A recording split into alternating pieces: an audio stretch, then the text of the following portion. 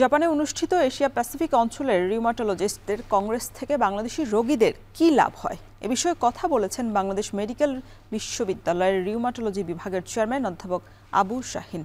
Japan থেকে আরও জানাচ্ছেন মুজাহিদ শুভ।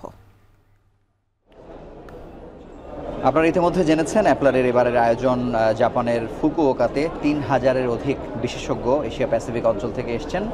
আমরা এবারের পর্যবেক্ষণ জানব বাংলাদেশ মেডিকেল বিশ্ববিদ্যালয়ের রিউমাটোলজি বিভাগের চেয়ারম্যান অধ্যাপক ডাক্তার আবু শাহিন স্যারের কাছে।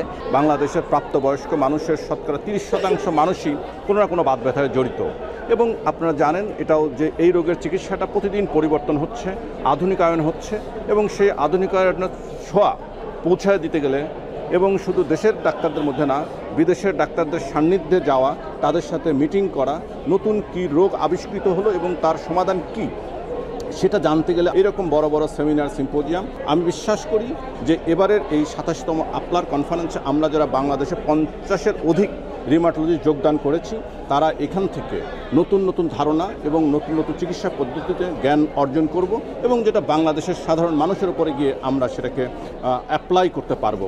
আপনাকে অসংখ্য ধন্যবাদ আমাদের সঙ্গে যুক্ত হওয়ার জন্য। স্যার যেটি বলছিলেন যে বাংলাদেশের রোগীদের সুরক্ষার জন্যই মূলত কষ্ট করে বাংলাদেশের চিকিৎসকরা প্রতি বছর এই কংগ্রেসে যোগ দেন এবং চেষ্টা করে থাকেন যে সর্বাধুনিক নলেজ নিয়ে কীভাবে রোগীদেরকে সর্বোচ্চভাবে সুস্থ রাখা যায়। তো এই ছিল এখানকার সবশেষ খবর।